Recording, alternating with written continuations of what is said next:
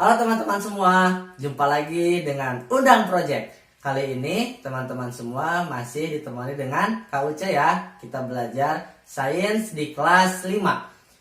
Oke teman-teman, materi yang akan kita pelajari pada video kali ini yaitu organ pernapasan.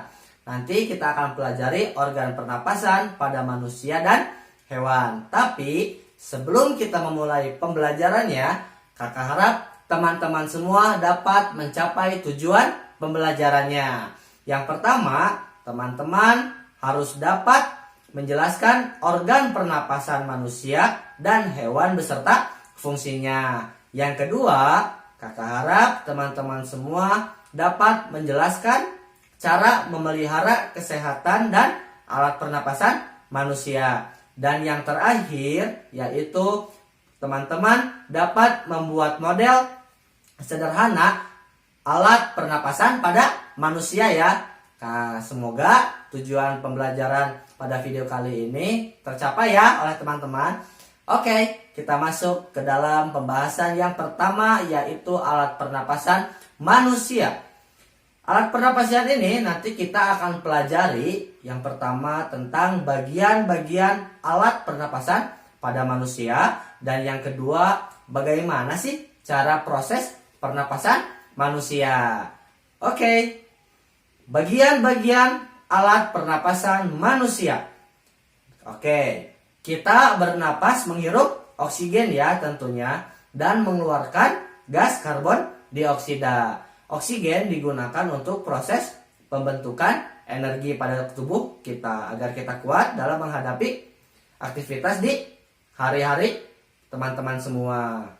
Kemudian proses tersebut menghasilkan energi karbon dioksida dan uap air. Nah, dalam proses pernapasan ini ternyata dapat menghasilkan energi karbon dioksida dan uap air. Untuk membuktikan apa betul proses pernapasan mengeluarkan uap air, teman-teman semua boleh menghembuskan nafas di dekat jendela atau kaca. Nah, kemudian teman-teman hembuskan, kemudian lihat, di situ akan terdapat beberapa uap air. Oke, selanjutnya. Nah, ini dia teman-teman organ pernapasan pada manusia.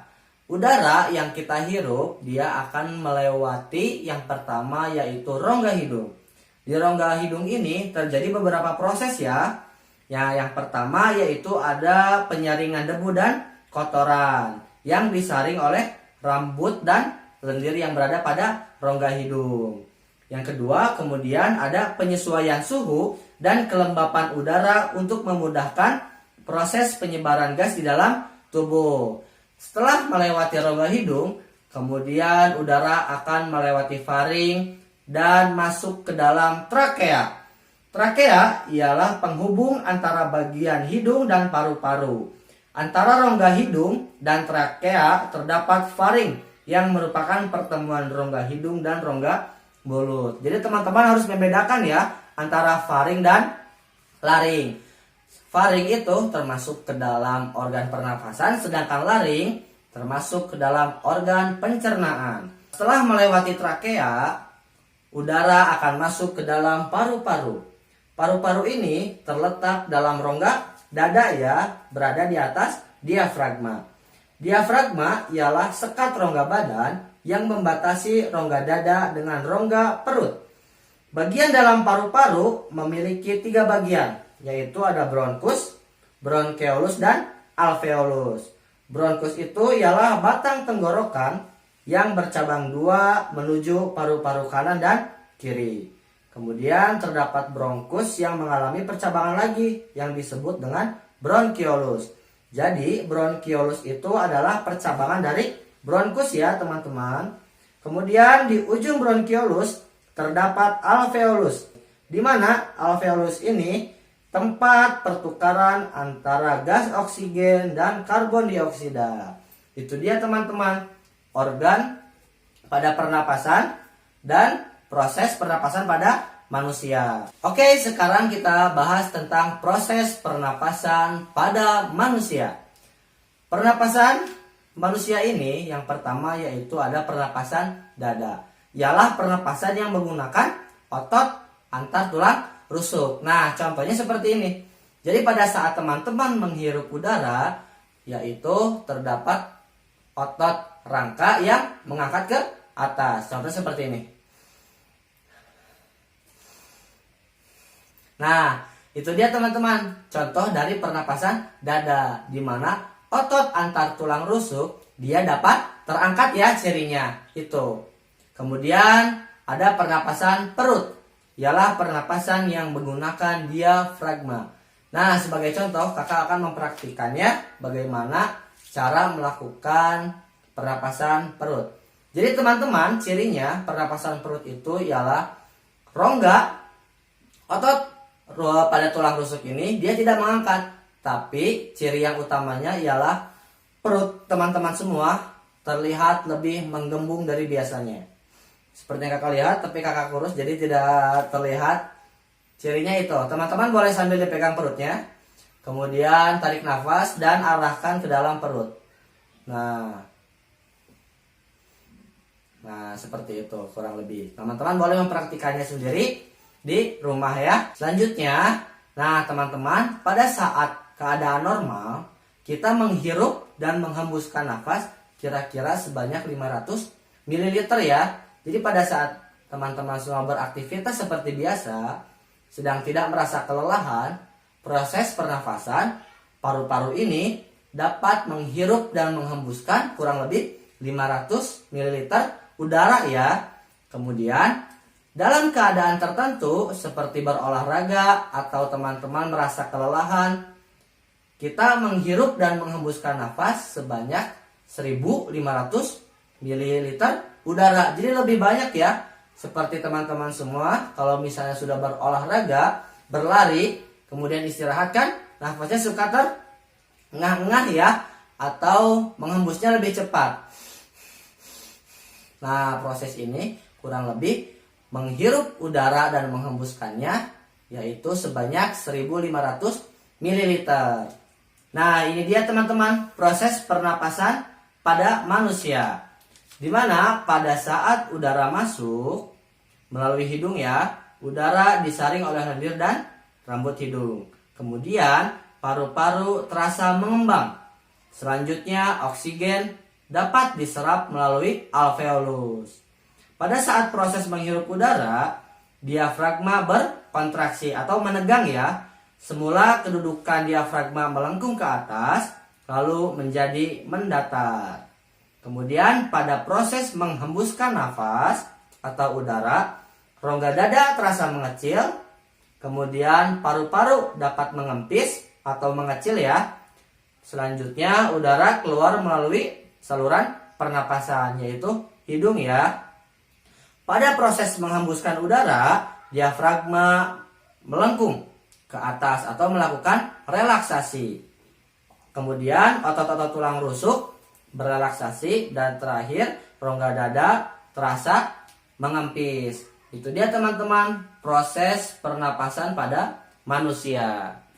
Oke teman-teman, sekarang kita bahas tentang gangguan dan cara memelihara organ pernapasan manusia. Nanti di gangguan pernapasan kita akan pelajari yang pertama yaitu flu, kemudian tuberkulosis atau TB, yang ketiga asma, yang keempat flu burung, yang kelima kanker paru-paru, dan yang terakhir yaitu gangguan pernapasan yang baru yaitu COVID-19. Oke, sekarang kita masuk ke dalam poin pertama yaitu flu. Flu ini disebabkan oleh virus yang bernama influenza. Flu merupakan penyakit yang mudah menular melalui udara. Ketika teman-teman sedang flu atau tidak terkena flu juga, usahakan tutup mulut teman-teman dengan tisu ketika bersin. Selanjutnya, nah ini dia gejala penyakit flu. Yang pertama, teman-teman akan ngerasa demam, kemudian sakit tenggorokan, kemudian teman-teman bisa merasakan sakit kepala juga. Yang keempat, otot-otot terasa nyeri. Yang kelima, batuk. Dan yang keenam, yaitu hidung terasa tersumbat. Yang kedua, yaitu tuberkulosis atau TB. TB ini disebabkan oleh bakteri yang bernama Mycobacterium tuberculosis yang menyerang organ paru-paru. TB menular melalui udara oleh si penderitanya. Nah, usahakan ketika teman-teman mengetahui bahwa ada penderita TB atau teman-teman sedang mengalami TB, usahakan tutup mulut dengan tisu ketika batuk atau gunakan masker selalu ya. Kemudian ini dia gejala dari penyakit TB. Yang pertama, tidak terasa nafsu makan. Yang kedua, berat badan mulai turun. Ketiga, demam. Yang keempat, dada terasa nyeri. Yang kelima, batuk tapi mengeluarkan darah. Yang keenam, terasa mudah lelah.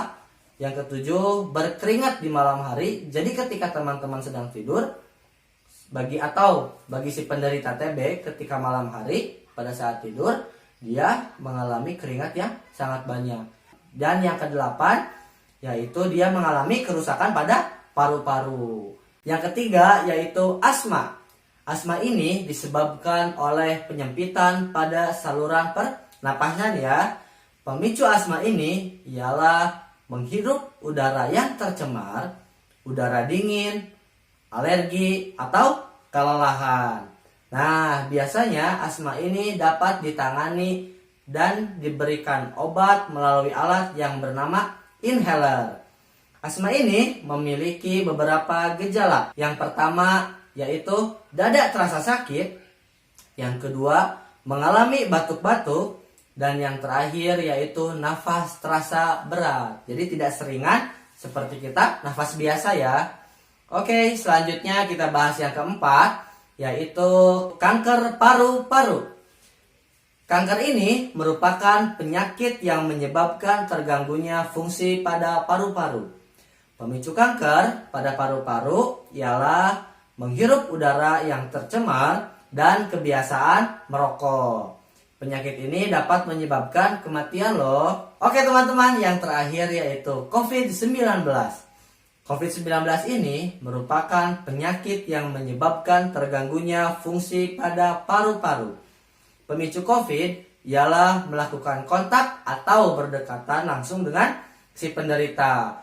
Nah, teman-teman, untuk mencegah dari penyakit COVID-19 ini, teman-teman dapat melakukan social distancing. Social distancing itu merupakan jaga jarak ya antara satu dengan yang lainnya, entah itu dengan penderita langsung ataupun dengan orang yang tidak terkena paparan dari COVID-19. Kemudian teman-teman juga dapat menggunakan masker ketika berada di luar rumah. Kemudian jaga tetap pola hidup sehat, rajin mencuci tangan dan makan makanan yang sehat dan bergizi ya tentunya. Nah, penyakit ini dapat menyebabkan kematian juga loh. Makanya teman-teman harus selalu mencegah segala macam penyakit pada organ pernapasan. Dan yang terakhir, kita akan bahas cara menjaga kesehatan alat pernapasan kita. Yang pertama, teman-teman dapat mengkonsumsi makanan yang bergizi dan cukup minum air ya. Ingat bahwa perharinya teman-teman semua harus minum minimal 2 liter air. Yang kedua, berolahraga secara teratur minimal 1 minggu 1 kali ya. Yang ketiga yaitu mencuci tangan dengan sabun. Nah, karena sabun dapat membunuh bakteri-bakteri yang menempel pada tangan teman-teman. Yang keempat, gunakan masker untuk menghindari virus. Nah, teman-teman ketika berada di luar rumah, usahakan menggunakan masker ya teman-teman. Dan yang terakhir, yang kelima, yaitu gunakan tisu untuk menutup mulut dan hidung ketika bersin. Jadi ketika bersin, teman-teman menutup mulut menggunakan tisu ya, jangan menggunakan tangan secara langsung. Itu dia teman-teman, cara menjaga kesehatan alat pernapasan pada manusia. Nah, itu dia teman-teman video pembelajaran kita kali ini. Semoga video ini bermanfaat ya. Jika teman-teman ada yang ingin ditanyakan, silahkan teman-teman isi di kolom komentar. Insya Allah nanti kita akan balas ya. Selalu ingat, like, share, and subscribe. Dukung kami, Undang Project.